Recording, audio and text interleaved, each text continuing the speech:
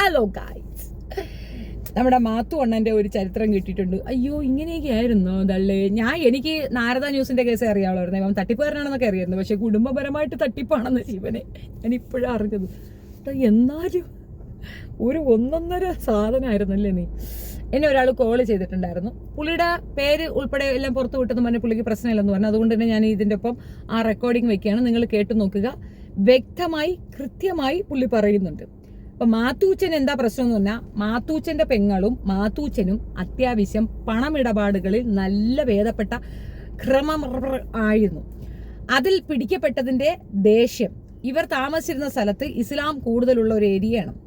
ഇവർ താമസിച്ചിരുന്ന വീട് പോലും ഇസ്ലാം വംശജരായിരുന്ന മനുഷ്യർ കൊടുത്തതാണ്, ദാനം കൊടുത്തതാണ്. ആ ദാനം കൊടുത്ത വീട്ടിൽ വീട് വെച്ച് താമസിച്ചിരുന്ന ഈ വൃത്തികെട്ടവനെ ആഹാരത്തിന് വഴിയില്ലാത്തത് കൊണ്ട് ഒരു ഇസ്ലാമിയന്റെ കടയിൽ പോയി പുട്ട് കട്ട് തിന്നു. പുട്ട് കട്ട് തിന്നവനെ പുട്ട് എന്നാണ് ആ നാട്ടിൽ അറിയപ്പെടുന്നത്. അവനെ കണ്ടാൽ ഒരു പുട്ടിന്റെ രൂപമാണ്, പന്നിപ്പുട്ട്. അപ്പൊ പന്നിപ്പുട്ട് തിന്ന പന്നിപ്പുട്ടുകാരനെ നാട്ടുകാർ കയ്യോടെ പൊക്കി. അത് തെറ്റായിരുന്നു. ഒന്നും പറയണ്ടായിരുന്നു, ചെറുക്കനല്ലേടെ പുട്ടൊക്കെ കട്ട് തിന്നും പോട്ട്, ആഹാരം അങ്ങ് കൊടുത്താൽ മതി. പക്ഷെ ഇവര് കയ്യോടെ പൊക്കി അടിയും കണ്ട കൊടുത്തതിന്റെ ദേഷ്യം മനസ്സിൽ കിടന്നുകൊണ്ട് ആ വൈരാഗ്യമാണ് ഇവനെ കൊണ്ട് നിരന്തരം ഇസ്ലാമിക വിരുദ്ധത പറയിക്കുന്നത്. അപ്പൊ അതിന്റെ ആ കഥ നമ്മൾ കിട്ടിയിട്ടുണ്ട്. അതാണ് ഞാൻ ഇവിടെ പ്ലേ ചെയ്ത് നിങ്ങൾ കേട്ടു നോക്കുക. ഒരുപാട് രീതിയിലുള്ള പണമിടപാടുകൾ നടത്തിയിട്ട് ഇവന് സ്വന്തം നാട്ടിലേക്ക് വരാൻ പറ്റുന്നില്ല. ആ വീട് ഇപ്പൊ പൂട്ടിക്കിടക്കുകയാണ്. ഇവനെ പത്തനാപുരത്ത് കിട്ടിയ ആളുകൾ തല്ലി ശരിയാക്കും. ഇനി അതും കൂടെ കൊണ്ടുവന്ന് മേത്തമാരെ തല്ലി വെക്കരുത്. ഒരുപാട് പേരെ കയ്യിൽ നിന്ന് പണം മോട്ടിച്ചിട്ട് പോയിട്ടുണ്ട്. ഇവന്റെ പെങ്ങളും ഒരു അച്ഛനുമായിട്ട് ഡിങ്കോ കളിച്ചതിലും കയ്യോടെ പൊക്കപ്പെട്ടിട്ടുണ്ട്. ആ തള്ളയ്ക്കും അവിടെ വരാൻ പറ്റാത്തൊരു സാഹചര്യമുണ്ട്. അങ്ങനെ കുടുംബത്തോടു കൂടി അമ്മാതിരി ഒരു വൃത്തികെട്ട ദുഷിച്ച ചരിത്രമുള്ള അത്യാവശ്യം പന്നിമോറനായ പുട്ട് ആണ് ഇരുന്നു കൊണ്ട് ഇസ്ലാമിനെ അവഹേളിക്കും. ഇപ്പൊ നിങ്ങൾക്ക് മനസ്സിലായില്ലേ, പുട്ടിന് പീരയിടുന്ന കണക്ക് എല്ലായിടത്തും ഇസ്ലാമിന് തീവ്രവാദി എന്ന് പറയുന്നത് ഇതാണ്. ഇസ്ലാമിനെ അവഹേളിക്കുന്ന ഓരോ നാറികളുടെയും ചരിത്രം എടുത്ത് നോക്കിയാൽ ഇസ്ലാമാൽ അവനിക്ക് ഒരു അടി കിട്ടിയിട്ടുണ്ട്. പശു നക്കി തലേന്റെ കേസ് നിങ്ങൾക്ക് അറിയത്തില്ല, എന്തുവായിരുന്നു? ഭാര്യ ജീവിച്ചിരിക്കെ അവിടെ വന്ന 19 വയസ്സുകാരി ജേർണലിസ്റ്റിന്റെ എവിടെയും കണ്ട കയറി പിടിച്ചതിന് അവളെ സഹോദരങ്ങൾ എടുത്തു വെച്ച് അടിച്ച് അടി പറ്റിച്ചപ്പോഴത്തേക്ക് ഈ ബാക്കിൽ കൂടെ എന്തര കുത്തി കയറ്റിയിൽ അവന്റെ ഞരമ്പ് കീറിപ്പോയി. ആ വേദനയാണ് അവനെ കൊണ്ട് ഇസ്ലാമിനെ പറയിക്കുന്നത്. ഏത് വടയാർ സുനി. അതേപോലെ ഒരു കഥ തന്നെയാണ് ഇവനിക്കുമുള്ളത്. ഇവന് നല്ല അടി കിട്ടിയിട്ടുണ്ട് മുസ്ലിംസിന്റെ കയ്യിൽ നിന്ന് കട്ടതിന്. ആഹാരം കട്ടതിന് തല്ലിയതിനോട് എനിക്ക് യോജിപ്പില്ല, എനിക്കതിൽ വിഷമമുണ്ട്. എന്നാലും പുട്ടല്ലേടെ, പുട്ട് കൊടുക്കുന്നതിന് എന്താ പ്രശ്നം? സത്യത്തീവൻ പുട്ടാണ് കഴിക്കുന്നതെന്ന് ഇവന്റെ ഓരോ വീഡിയോ കാണുമ്പോഴും നമുക്ക് മനസ്സിലാവും. തള്ളി അങ്ങോട്ട് മറിപ്പല്ലേ, മൊത്തത്തിൽ തള്ളി ഒരു മറിപ്പാണ്. അപ്പൊ അത് കേൾക്കുക. Okay, thank you. ഇരട്ട പേര് ഇവിടെ അറിയുന്നത് പുട്ടെന്നാണ്. എന്ന് വെച്ചാൽ ഇവിടെ ഒരു മുഹമ്മദ് ഹനീഫ എന്ന പേരുള്ള ഒരാളുടെ ചായക്കടയിൽ കയറി പുട്ട് കട്ട് തിന്നവനായതുകൊണ്ട് അന്നത്തെ ആൾക്കാരെല്ലാം കൂടെ ചേർന്ന് ഇവന് ഈ ഇരട്ട പേരിട്ടത് പുട്ടെന്നാണ്. ഇനി രണ്ടാമത് ഇവന്റെ ഫാദറിന്റെ ഫാദർ, അതായത് ഉമ്മച്ചൻ, അയാൾ ഒരു പോസ്റ്റ്മാൻ ആയിരുന്നു. മാത്യുവിന്റെ ഗ്രാൻഡ് ഫാദർ ഒരു പോസ്റ്റ്മാനാണ്. അരയാലുമൂട്ടിൽ ഉമ്മച്ചൻ എന്നാണ് പേര്. അരയാലുമൂട് എന്നാണ് അവരെ വീട്ടിൽ വരിക. അരയാലുമൂട്ടിൽ ഉമ്മച്ചൻ. ഇയാള് പോസ്റ്റ്മാൻ പലരുടെയും പണം ഇതുപോലെ മോഷ്ടിച്ചതും പിടിച്ചു പറിച്ചതും അല്ലാത്തത് പോസ്റ്റ്മാൻ അല്ലയോ. അങ്ങനെ ഒരുപാട് കേസും ഒക്കെ പെട്ട് പോയ ഒരു കക്ഷിയാണ് ഈ ഉമ്മച്ചൻ. ഈ ഉമ്മച്ചന്റെ മോനാണ് ഈ മാത്യു ശമുവേലിന്റെ ഫാദർ. ഈ മാത്യു ശമുവേലിന്റെ ഫാദർ എന്ന് പറയുന്ന ആൾ ജബൽപൂരിൽ ഓർഡൻസ് ഫാക്ടറിയിലെ ഒരു ഉദ്യോഗസ്ഥനായിരുന്നു. അവൻ തെണ്ടി തിരിഞ്ഞ് നടന്ന് വളരെ കഷ്ടപ്പെട്ടപ്പോഴാണ് എന്റെ മൂത്തയാള്, അതായത് എന്റെ കാക്ക, എനിക്ക് നേരെ മൂത്തയാള് പിന്നെ ജബൽപൂരിലെ ഓർഡൻസ് ഫാക്ടറിയിലെ സൂപ്രണ്ടായിരുന്നു, എന്റെ അണ്ണന്റെ അണ്ണൻ. അയാള് പിന്നെ അവിടെ ഇരുന്നപ്പോ ഇവൻ ഈ നാട്ടുകാരാണല്ലോ വന്ന് ഏതായാലും കൊള്ളാം, ഇവനെ തെണ്ടി തിരിഞ്ഞ് നടക്കാതെ അവനെ കൊണ്ടുപോയി അവിടെ എല്ലാം കാര്യങ്ങളൊക്കെ ഒപ്പിച്ചെല്ലാം റെഡിയാക്കി ജോലിയും കൊടുത്ത ആളാണ് എന്റെ അണ്ണൻ. അപ്പൊ ഇവനെ കുറിച്ച് ഞാൻ പറയാനാ ബാക്കി ഈ ഇൻട്രൊഡക്ഷൻ തന്നതേ. ഇനി അവന്റെ അമ്മ എന്ന് പറയുന്നത് ഇവിടെ അടുത്തുള്ള ഒരു കോഓപ്പറേറ്റീവ് സൊസൈറ്റിയില് വളം തൂക്കിക്കൊടുക്കുന്ന പെണ്ണുപിള്ളയായിരുന്നു. വളം മനസ്സിലായി. അവിടെയും കുറ്റം കാണിച്ച് ഈ നാട്ടിൽ കയറാനൊക്കാത്ത വിധം അടിച്ചോടിച്ച് കളഞ്ഞതാണ് ഇവനെ ഇവന്റെ കുടുംബത്തെയും പണത്തിന്റെ പേരില്. മനസ്സിലായി. കേൾക്കുന്നുണ്ടോ? കേൾക്കാം. അപ്പൊ ഇതാണ് ഇവന്റെ ഒരു ഏകദേശ രൂപം. ബാക്കി കൊള്ളരുതാത്ത പ്രവർത്തനം അതിപ്പോ ഞാനും മോനും മോളും എന്റെ ഭാര്യയൊക്കെ അടുത്തിരിക്കുന്നതുകൊണ്ട് അതൊന്നും പറയാനൊക്കത്തില്ല. അത് നിങ്ങൾ ഊഹിച്ചാൽ മതി. ഇത്രയുമാണ് ഇവന്റെ ഇൻട്രൊഡക്ഷൻ. ഇവ എന്റെ അയൽവാസി. ഇവൻ ഈ മുസ്ലിങ്ങളെ ആക്ഷേപിക്കുന്നതിന്റെ കാരണം എനിക്ക് പറയാനും ഒക്കത്തില്ല. അതെന്താണെന്ന് പോലും എനിക്ക് അറിയുന്നില്ല. അവന് സ്ഥലം ഉണ്ടാക്കി കൊടുത്തതും അവന്റെ വീട് നിൽക്കുന്നതും മുസ്ലിങ്ങളുടെ സ്ഥലത്താണ്. പത്തനാപുരത്തെ പാതിരിക്കൽ എന്ന് പറയുന്ന വാർഡിലാണ് ഞങ്ങളൊക്കെ താമസിക്കുന്നത്. പാതിരിക്കൽ, ആ സ്ഥലത്തിന്റെ പേര് എങ്ങനെയാ? പാതിരിക്കൽ. അവിടെയാണ് ഈ ഇവന്മാരെയൊക്കെ കുടുംബ വീടുമൊക്കെ. ഇപ്പൊ ആ വീടുമൊക്കെ കാട് കയറി മുടിഞ്ഞു കിടക്കുക, ആളില്ലാതെ കിടക്കുക. അപ്പൊ ഇവൻ ഇങ്ങനെ മുസ്ലിങ്ങളെ കുറിച്ച് അധിക്ഷേപാർഹമായ രീതിയിൽ പറയണമെന്നുണ്ടെങ്കിൽ ഇവൻ എന്തോ നിങ്ങൾ ഊഹിച്ചാൽ മതി എന്താന്ന് വെച്ചാല്. അപ്പം വീഡിയോ ചെയ്യുമ്പോ ഇതും കൂടെ ഒന്ന് പറയണം. ഇവന്റെ ഇരട്ടപ്പേര് പുട്ട്. ഇവൻ പോസ്റ്റ്മാൻ ഉമ്മച്ചന്റെ കൊച്ചുമോനാണ്. ഇവന്റെ അപ്പൻ ഇതുപോലെ ജബൽപൂരിൽ ജോലിയായി വായി നോക്കി നടന്നവനാണ്. ജബൽപൂര്, ഇൻഡോറ്, ഗ്വാളിയറ് ഈ സ്ഥലങ്ങളെല്ലാം വായി നോക്കി നടന്ന് എന്റെ ജ്യേഷ്ഠൻ എന്ന് പറയുന്ന ഷംസുദ്ദീൻ. അയാൾ മരിച്ചുപോയി. കഴിഞ്ഞ ഒരു വർഷത്തിനോളമായി അദ്ദേഹം മരിച്ചു. തിരുവനന്തപുരത്തായിരുന്നു, മരിച്ചുപോയി. അയാളാണ് ഇവനെ വിളിച്ചു കൊണ്ടുപോയി ജോലിയും മറ്റു കാര്യങ്ങളൊക്കെ അയൽവാസിയാണല്ലോ എന്നും വിചാരിച്ച് എല്ലാം ചെയ്തത്. ഈ പുട്ടെന്ന പേര് അയാൾക്ക് കിട്ടിയത് എങ്ങനെയാ? ഇവന് മമ്മേഞ്ഞ് റാവുത്തർ, അതായത് മുഹമ്മദ് ഹനീഫ എന്ന പേരുള്ള ഒരാളുണ്ട്, മമ്മേഞ്ഞ് റാവുത്തർ. അയാളുടെ കടയെ കയറിയിട്ട് ആരും അറിയാതെ ചെറ്റ ഒക്കിയിട്ട് അന്നത്തെ ചായക്കട കയറി പുട്ട് കട്ട് തിന്നു. അയാൾക്ക് പുട്ട് കച്ചവടമായിരുന്നു. അത് ശരി. അതാണ് ഇപ്പൊ പേര് വന്നത്. അതാണ് അയാളെ ഈ ചെറിയ പ്രായത്തിൽ തൊട്ട് ചെറിയ കക്കലൊക്കെ വന്നപ്പം അങ്ങ് ക്ഷമിച്ചു കൊടുത്തിരുന്നെങ്കിൽ അയാൾക്ക് ഇത്രയും ദേഷ്യം വരത്തില്ല. അയാൾക്ക് അതായിരിക്കും ഇത്രയും ദേഷ്യം മുസ്ലിംസിനോട് വന്നിട്ടുണ്ടാവുക. അതിപ്പോ ഇത്രയും വലിയ ദേഷ്യം വരാനുള്ള കാരണം ഇവന്റെ വേറെയും കാര്യങ്ങളൊക്കെ ഉണ്ട്. ഇനി ഒരു അവസരത്തിൽ പറയാം, ഇതും കൂടെ ചേർത്ത് കൊള്ളണം. ഇത് 100% ക്ലിയർ ആയിട്ടുള്ള വാർത്തയാണ് ഞാൻ ഈ തരുന്നത്. 100% കള. ഇനി അവന്റെ മറ്റു കാര്യങ്ങൾ ഇപ്പൊ പറയണ്ട.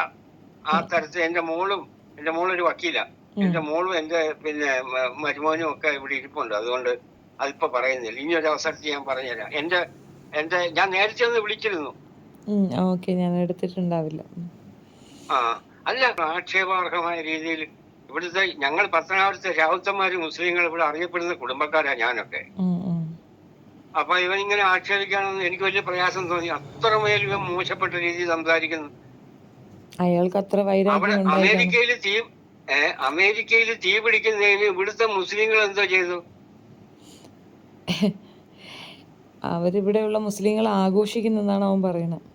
ഇപ്പം ആ കാര്യം പറയുകയാണെങ്കിൽ ഇവന്റെ അമ്മയുടെ അനിയത്തി സൂസമ്മ ഉമ്മൻ, കേൾക്കണം, അതും കൂടെ പറയാം. ഇവന്റെ അമ്മയുടെ അനിയത്തി സൂസമ്മ ഉമ്മൻ എന്ന് പറയുന്ന ആ പെങ്കൊച്ച എന്റെ കൂടെ പ്രീ ഡിഗ്രിക്ക് ഒന്നിച്ചുണ്ടായിരുന്നു. ഒരു കോളേജിലായിരുന്നു ഞാനും അവളെ പ്രീ ഡിഗ്രിക്ക്. അവളെ അവിടെ വെച്ച് അച്ഛന്മാരുമായിട്ട് ബാക്കി കാര്യങ്ങൾ പൂരിപ്പിച്ചോ, മനസ്സിലായോ? അങ്ങനെ ഇവിടുന്ന് നാട് വിട്ടു പോയതോ രാജസ്ഥാനിലോ ബോംബെയിലെങ്ങാണ്ടുണ്ട് അവള്. അപ്പൊ അത്രയും ചീത്തയായ ഒരു ഫാമിലിയാണത്. എനിക്കാണെങ്കിൽ അസുഖക്കാരനുമാണ്. കാരണം ഞാൻ അന്ന് പറഞ്ഞായിരുന്നു എനിക്ക് ക്യാൻസർ ഉള്ളതുകൊണ്ടേ സംസാരിക്കാൻ ഒക്കത്തില്ല എന്ന് പറഞ്ഞിരുന്നു. ഇച്ചിരി പാടാണ്. ഇപ്പൊ കുഴപ്പമില്ല. ഇപ്പൊ ഇന്നലെ മരുന്നൊക്കെ കഴിച്ച ഒരു വിധത്തിൽ ഞാൻ എഴുന്നേറ്റിരിക്കും. അപ്പൊ രാവിലെ 5 മണിക്ക് എഴുന്നേക്കുന്നവനാ. അപ്പൊ അങ്ങനത്തെ ഒരു ഫാമിലി സെറ്റപ്പും സറൗണ്ടിങ്സും ആണ്. അപ്പൊ മനസ്സിലാക്കാവുന്നേ ഉള്ളൂ. ഇനി ഇതുമായിട്ട് ബന്ധപ്പെടാത്ത വേറൊരു കാര്യം, ഒരു അഡ്വക്കേറ്റ്സിന്റെ അസോസിയേഷനോ യൂണിയനോ ഉണ്ടാക്കണമെന്ന് പറഞ്ഞിരുന്നല്ലോ. അതിന്റെ പ്രായോഗികമായിട്ട്, അതായത് അതിന്റെ ഇൻട്രൊഡക്ഷൻ എങ്ങനെയാണെന്ന് കണ്ടുപിടിക്കാൻ പറ്റും. ഒരുപാട് അഡ്വക്കേറ്റ്സുമായിട്ട് എനിക്ക് ബന്ധമുള്ളവനാണ്. ഒരു നല്ലൊരു സീനിയർ അഡ്വക്കേറ്റും നല്ല കുടുംബക്കാരനും നല്ല ധനശേഷിയുള്ള ഒരു അഡ്വക്കേറ്റിന്റെ നമ്പർ ഞാൻ തന്നാൽ നിങ്ങൾക്കൊന്ന് കോണ്ടാക്ട് ചെയ്യാൻ പറ്റും. എനിക്ക് എന്റെ മെത്തേഡ് അറിയില്ല. തീർച്ചയായിട്ടും ചെയ്യാം. അപ്പൊ ഞാൻ ആ നമ്പര് വാട്സപ്പ് ചെയ്ത് തന്നേക്കാം. ശരി.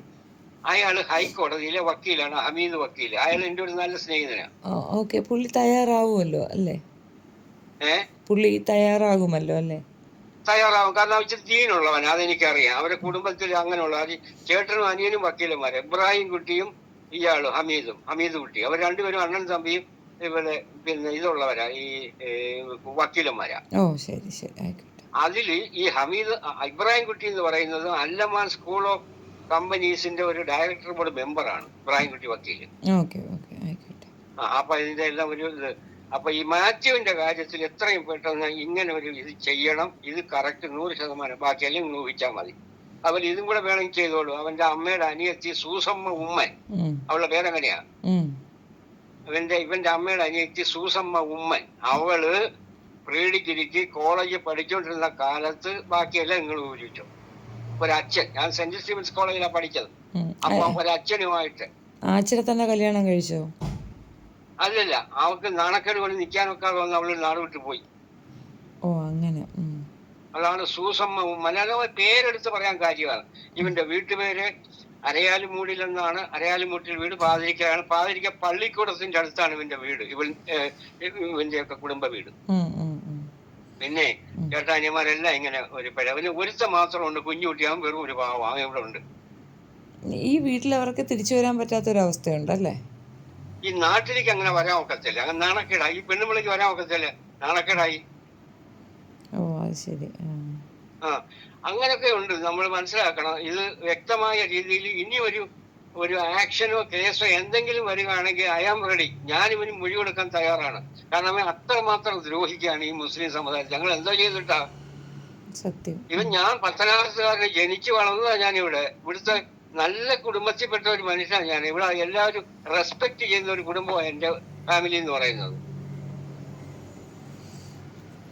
ഇയാളിപ്പോ എവിടെയുണ്ടെന്നറിയോ? ഈ മാത്യു ഇപ്പൊ എവിടെയാണെന്നറിയോ? അവന് പിന്നെ ഏതായാലും കേരളത്തിലില്ല. കേരളത്തിൽ അവന്റെ ചേട്ടൻ കുഞ്ഞുട്ടിയുടെ അടുത്ത് ഞാൻ ചോദിക്കുക, അല്ല അവന്റെ ഉപ്പാപ്പൻ കുഞ്ഞുട്ടിയുടെ അടുത്ത് ചോദിച്ചപ്പോൾ കുഞ്ഞുട്ടി പറഞ്ഞു ഇവിടെ ഇല്ല, കേരളത്തിലേ ഇല്ലെന്ന് പറഞ്ഞു. എന്റെ അത്താടത്ത, എന്റെ രാതത്താടെയൊക്കെ ഔദാര്യം കൊണ്ടാണ് ഇവനൊക്കെ ഭൂമി കിട്ടിയതും അവിടെ താമസിക്കുന്നതും. അവരുടെ കുടുംബ ബസ്സുമായിരുന്നു. എന്റെ അത്ത എന്ന് പറയുന്ന ആള് പിന്നെ അദ്ദേഹത്തിന്റെ കുടുംബ വീതം ഉണ്ടായിരുന്ന 300 ഏക്കറായിരുന്നു ഞങ്ങൾക്കുണ്ടായിരുന്നത്. എന്റെ അത്താക്ക് 300 ഏക്കറാണ്. അത് സ്കൂളിന് കൊടുത്ത് ഓരോന്നിനും കൊടുത്ത് കിട്ടി. ബാക്കിയേ ഉള്ളൂ ഞങ്ങൾക്കൊക്കെ. ആ ഫാമിലിയിലാണ് ഇവനൊക്കെ താമസിച്ചത്. അന്ന് എന്റെ അത്താടത്ത അസൻസാ റാവുത്തർ എന്ന് പറയും, അസൻ സാഹിബ് റാവുത്തർ. അദ്ദേഹത്തിന്റെ ഒക്കെ കുടുംബസ്വത്ത് എന്ന് പറയുന്ന 300 ഏക്കറായിരുന്നു ഞങ്ങൾക്ക് ഉണ്ടായിരുന്നത്.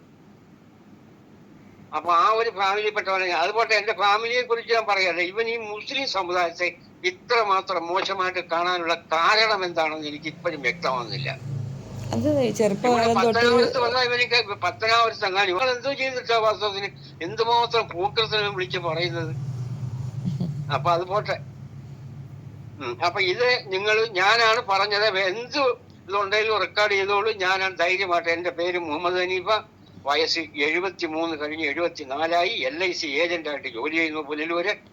അസുഖക്കാരനാണ്, ഒരു കുഴപ്പമില്ല. ചേലക്കോട് താമസിക്കുന്നത്. ഓ ശരി ശരി. ഓക്കെ എന്നാൽ ഓക്കെ.